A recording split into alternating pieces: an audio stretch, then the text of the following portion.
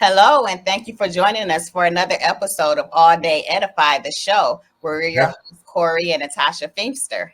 yeah, that's right. And of course, our aim is just to inform, uplift, and enlighten you all day, every day. That's right. And so today's topic, what we're going to talk about is we're going to talk about why mental health is so important. Absolutely. Mental health care is extremely valuable, and we have some data that we want to share with you that kind of adds some understanding as to why this is so significant.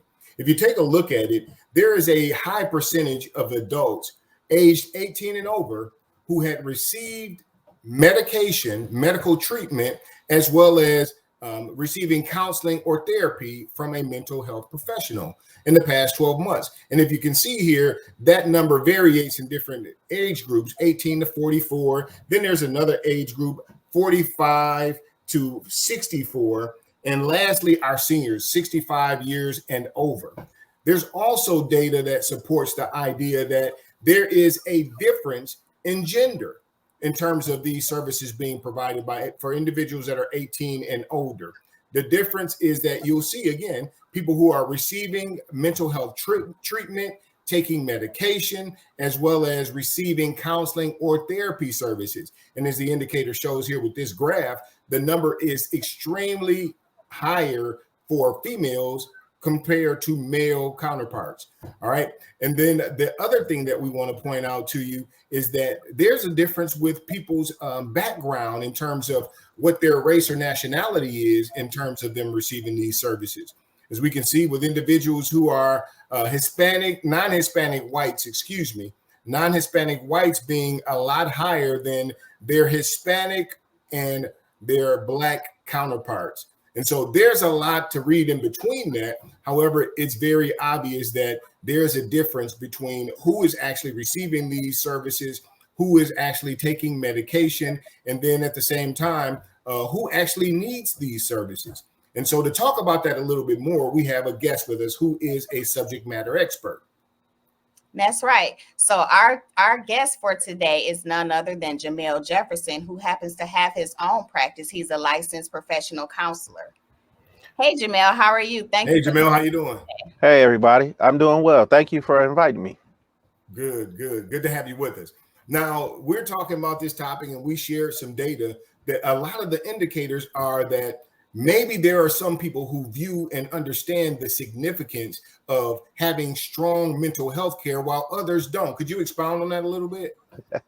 Yes, what your data shows is that there's a disparity between the groups and actually between people who receive mental health services or be seeking them out. The problem is that we find out that a lot of cultural teachings will sway people one way or the other.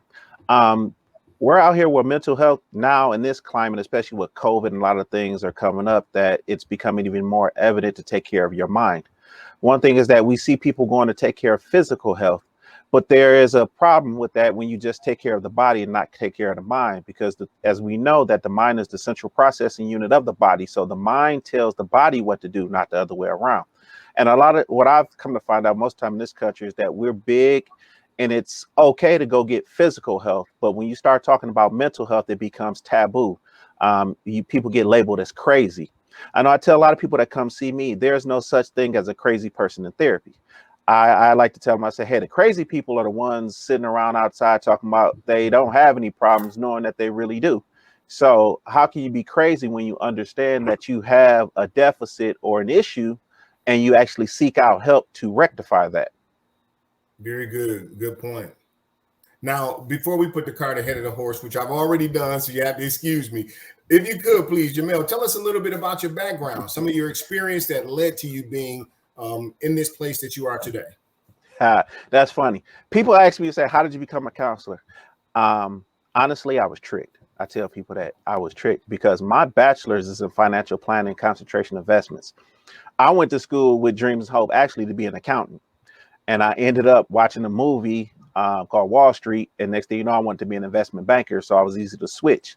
So I did 8 years in the business world. And in 2005, when I accepted my call into the ministry, I was actually going to seminary to get a master's degree in divinity. I had no clue or idea what counseling was or what it looked like, but Unfortunately, since I didn't do some things properly, I had to go to school on probation. And Ashland Theological Seminary was the only school that took me in on probation. And actually, they admitted me to the Christian education program until I proved myself. During my first year there, I realized, took part in a class and where somebody was talking to me about counseling. And I didn't have any clue. But I did remember that it was a word of prophecy that went forth that said I'd be a counselor. Lo and behold, I applied to the counseling program. I got admitted right away, not on probation. So that was the indicator. Then actually one day, second year, first semester of my schooling, I remember one Monday night I was working doing transportation logistics at C.H. Robinson, and I was kind of angry that night in group. And I prayed that night. I said, God, I just want a job to where my gifts and talents can be utilized and I can be who I'm supposed to be. Monday night, Tuesday, I went to work and got fired. So I couldn't get a job for 2 years until I completed my degree. My classes ended in 2010, August 28th. September 1st, I had a job working in child welfare to start the process of where I was going and where I'm ended up today. So it's God ordained. I can't say nothing else about that because this was not even on my radar. So that's what I tell people. So from there, I ended up doing child welfare for a few years. Then I did community mental health, where I was working at the Children's Center doing home-based therapy. Then I transitioned from there to Easter Seals, where I did substance abuse groups for teens, as well as outpatient in-office therapy.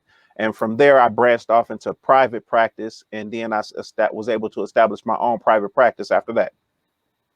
Very good. Very good.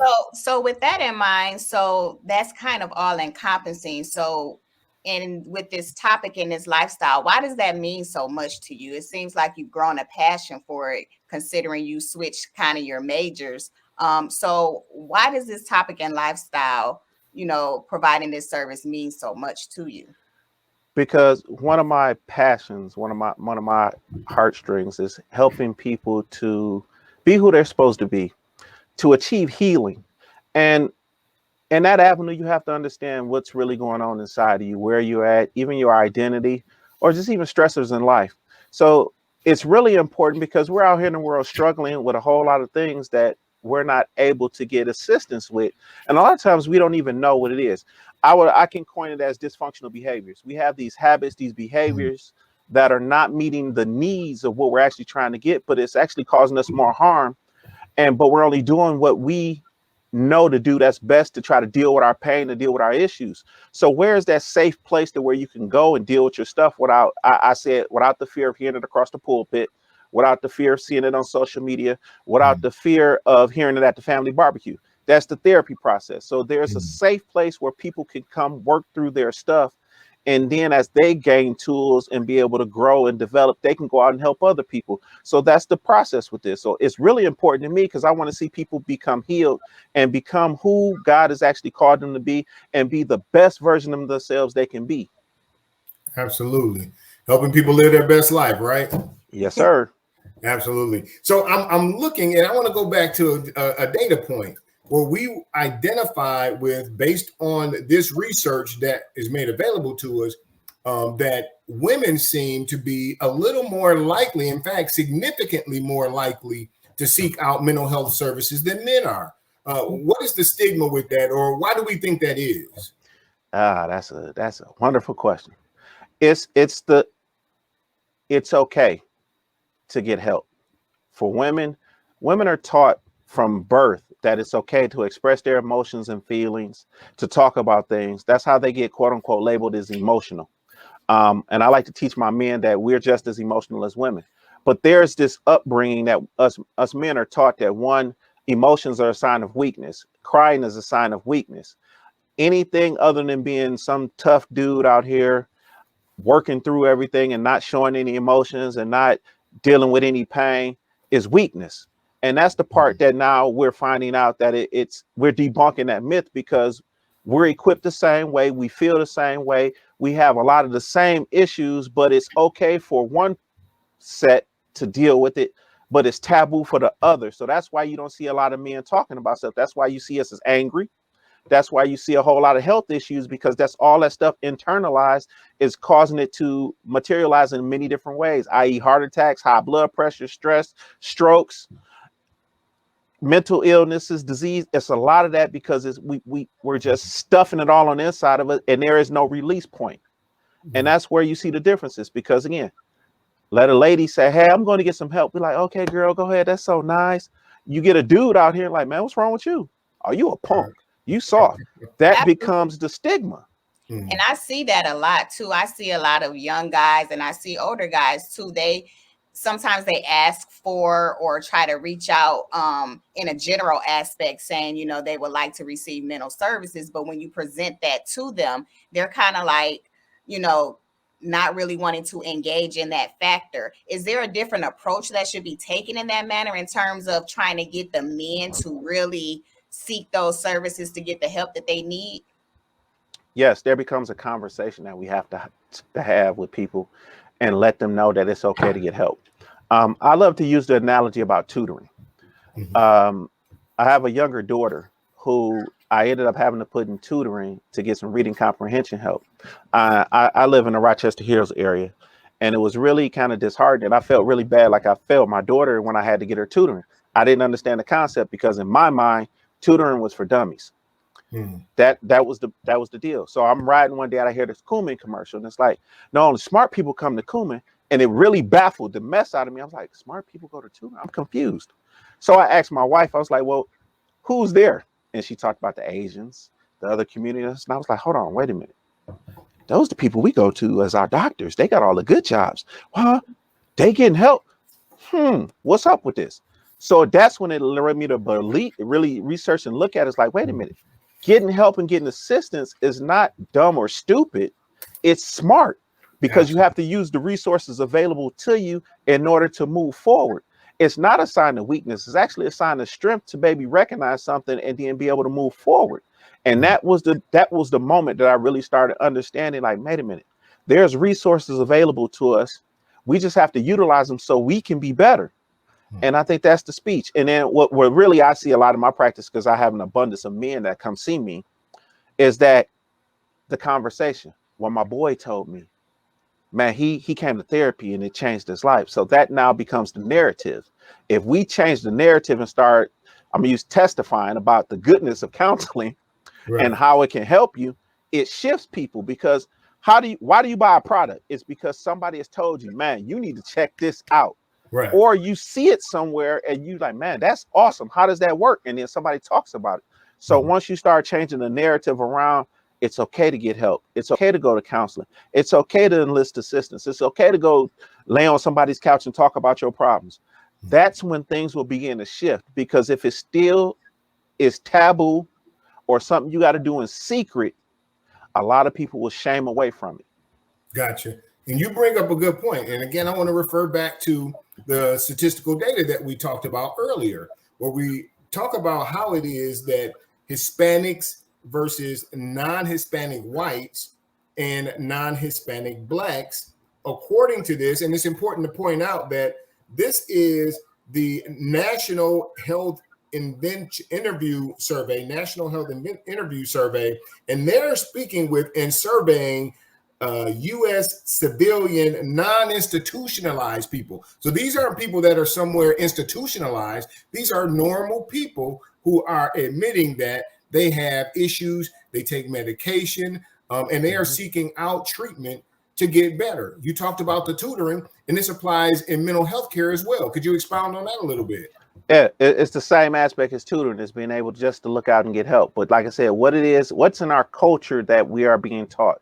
Different cultures teach different things. So if it's acceptable in your culture to go get help, then you're more likely to go do it. However, in the Black community, it's shamed upon, it's looked upon. Remember Uncle so-and-so who was in the back room? Yeah, just take his plate, but going back there, you know something wrong with him. That's the problem.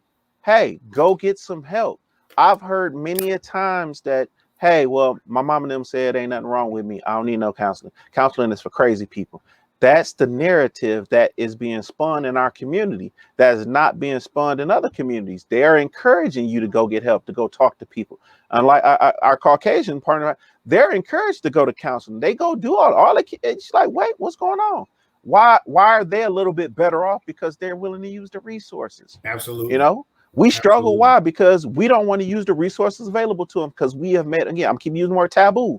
We have made it taboo for this. We have made it to where we have to suffer in silence. And that's the detriment to us, is that nobody wants to get help to carry our stuff. When we want to carry it all by ourselves, when it's people standing there willing and ready to say, hey, we can help that with you.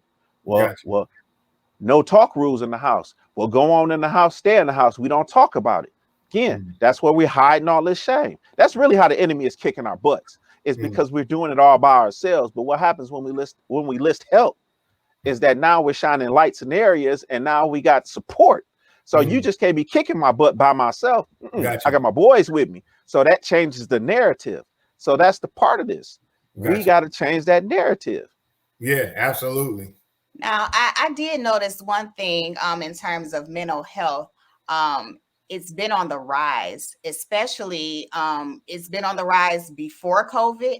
But really, definitely to me, it seems like since COVID has hit, mental health, the need for mental health services has really been on the rise. Now, there's a big topic in regards to how this whole COVID and trying to deal with that. So we'll get into the whole how your services have been impacted. But the first thing is the increase in the services, because when COVID, of course, we're still in this pandemic, a lot of people are losing loved ones. And so they're trying to deal with that, because it's not just one person, maybe a loved one a year or something like that. It's multiple. They're losing them at an increased rate. So how are you dealing with that factor in terms of, have you seen an increase in the services that you're providing in your practice?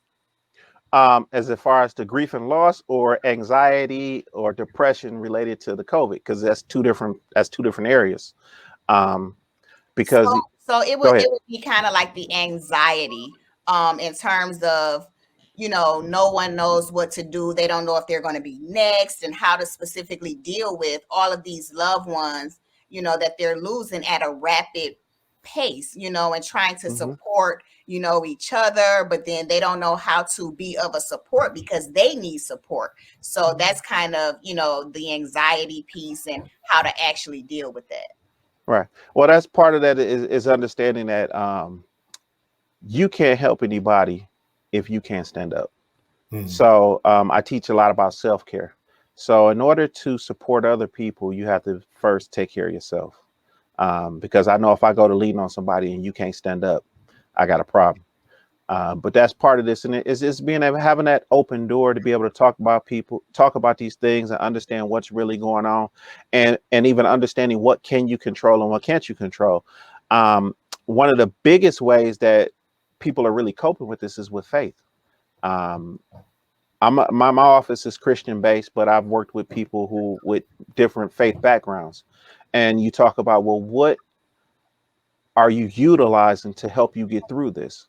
Because in the natural, it's tough, but where's your higher power that allows you to sustain? And that for me is God. I know no other way. The peace that surpasses all understanding is what has helped me to deal with a lot of this stuff. I turn to my faith because that's all I know. And people I'm working with the same backgrounds, when they come to me, we talk, hey, how are you leaning on God in the middle of this? Because there's a lot of uncertainty. But the question is that, like I said, we don't know whether we're coming or going. We don't know when our time is going to be. But the question is, are you doing what you can for your life today? And if you really are struggling with the loss of people, it's really showing you in this time that people matter, relationships matter. And have you done the necessary things to keep in touch and connecting?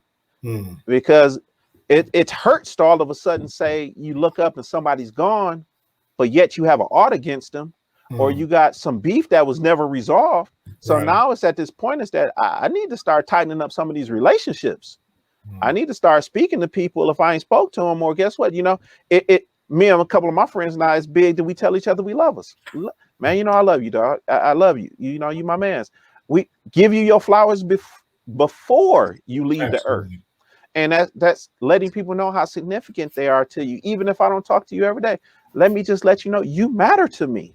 And I think that's a part of this is that, you know, this whole piece is fear-based, but God has not given us the spirit of fear. Absolutely. So Absolutely. I need to combat this with something, because the world is going to give you one thing, but what is your defense against that? Absolutely. Absolutely. Yep. I agree. It's very important to have a default system in place, or if you're really being proactive about your mental health, about your spirituality, it's not a default for you. It is your go-to. It is your initial step that you take for sustainment. All right. I noticed something too in the middle of all of this, and in speaking with you today. You happen to have, there's another group that's not included in this statistical, any of these categories, but I know of another group that really needs some therapy. And it's the Detroit Lions fans. I see a Lions helmet there Hey, on your you see show, about right? 3 of them. Yeah, yeah. Hey, listen, I understand I'm a Lions fan. Gotcha. So if you're not a Lions fan, you don't want this smoke today. Gotcha. I can talk about my team being bad, but you can't. Gotcha. I know what's wrong. I know what we're going through. we gonna have faith to keep them in prayer. Hey, it's okay. They're gonna Yeah. be all right. You know, Yeah. in my lifetime, we going to the ship. I believe that. Gotcha. You Gotcha. know, but it's some stuff I even had to stop doing with them because they were stressing me out. Come on, talk about that. Because I tell you, I stopped watching them on Sundays, man. I'm a Lions fan too, but I started preserving myself mentally and emotionally by not putting it in front of me on Sundays. I know. There's some things we can do preventive, right? Yeah, there's preventative steps, but listen, I like football and I'm partial to the Lions. So if I ain't watching the Lions game, it feels really weird. Right. So I understand what I'm about to walk into. Gotcha. Right, as long as you're in that this is where it starts.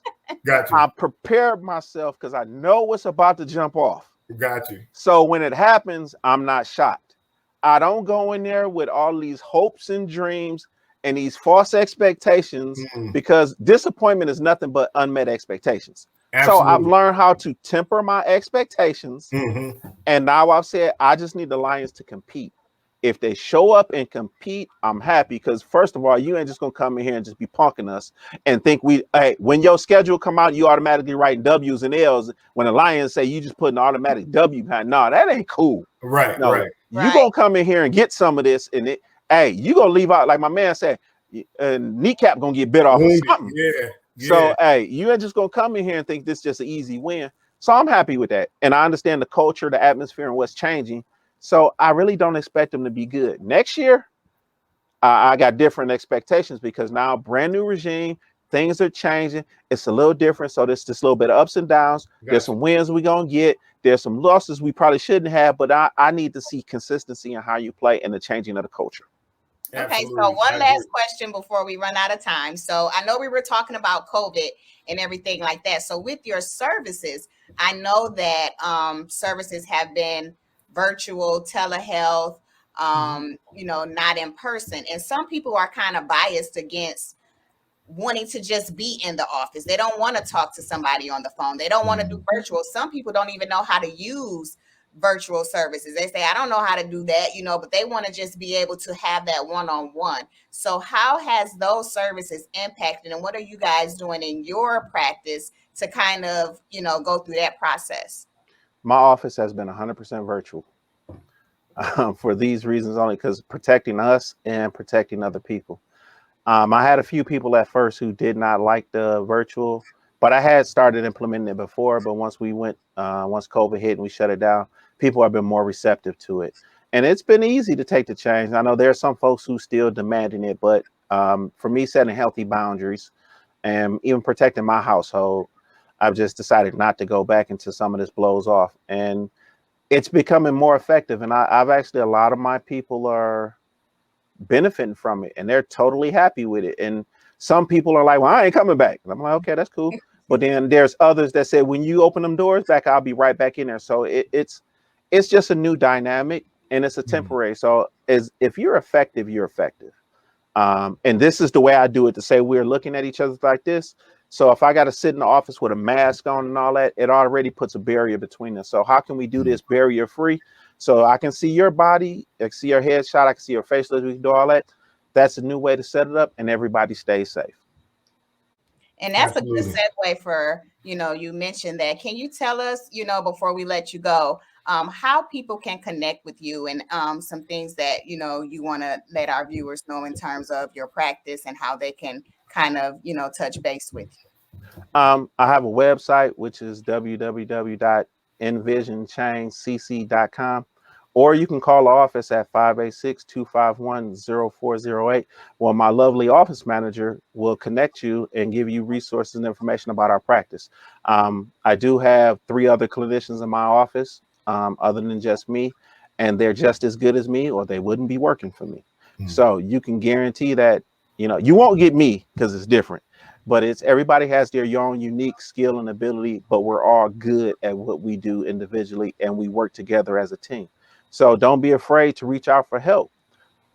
All right. Well, that concludes another interview. I enjoyed that interview, and Yeah. I look forward to connecting with him and growing even in our, connecting in our relationship based on so many similarities and things we have in common, and being able to connect with the community. Right. Yes, that was awesome. I mean, the services that he's providing, all of the tools and statistics that we received on today, that was just a lot of good nuggets that we can take in. And so that way, I think that this will be really encouraging for a lot of men, not only just the women, but men too. So I really think that, this is a stepping stone to be able to be a help to the community. Absolutely. Again, we thank you for joining us as well. Tune in next time, and All Day Edify, the show where our aim is to inform, uplift, and enlighten you. All day, every day. Do you provide human services? Are you an entrepreneur that contributes to society? Do you have access to tools and resources that facilitate growth and development? Come be a guest on our show. You can email us at alldayedify@gmail.com, or send us a message on our Facebook page at AllDay Edify.